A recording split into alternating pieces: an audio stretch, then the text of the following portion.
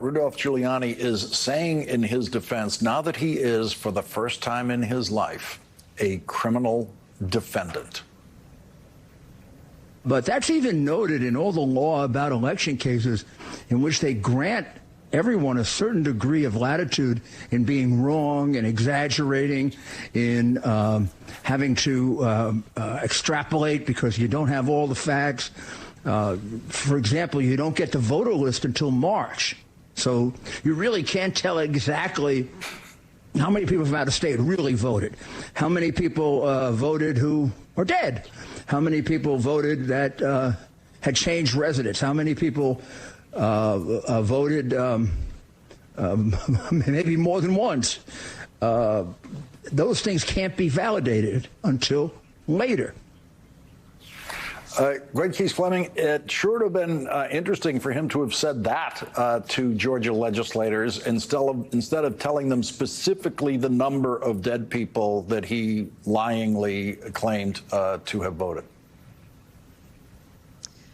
Well, Lawrence, that was exactly my thought, and I would assume it would also be the thought of the district attorney and her team upon listening to that statement. If there was any question, and if the fact could not have been known until later in time, I think she would argue that that helps her case, that the statements that were made at the time in December, I believe it was the 3rd and the 10th of December, they could not have been true, or perhaps Mr. Giuliani knew that they would not be true or could not be confirmed until a later point in time. So I'm quite confident that her and her team are watching very closely anything that all of the defendants say going forward.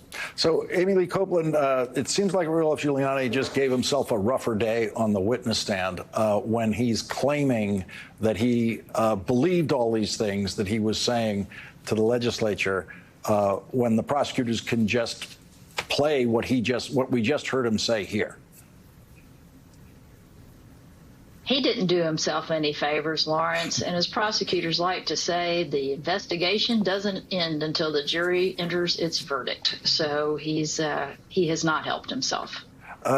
Andrew, it's just so stunning that Giuliani is now the Trump of this story, because it was Donald Trump who'd be occasionally saying things like this, where you were pointing out to us, well, that can now be brought into court. What he just said can be brought into this trial. Yeah, so, I mean, there's so many problems with what he just said as we were talking about this. Let's just remember, he is being disbarred in New York and in D.C. The claims that he was just exaggerating have been rejected by the D.C. panel. He still does not have any proof to support the claims he made there. Also, he is being charged in Georgia in connection with his statements with respect to Ruby Freeman and her daughter.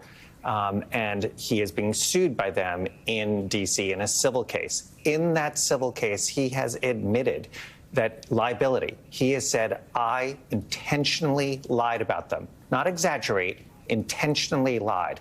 And that is, you know, he sounds perfectly calm on this call. It is important to remember that had real consequences to those two human beings, and he has admitted that. This was not an exaggeration.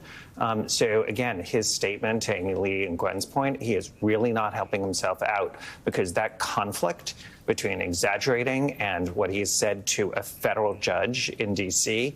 can be used in court. Greg Keith-Fleming, I know a couple million people out there in the audience are wondering right now, what exactly is the difference between exaggerating and lying for a lawyer? Well, first of all,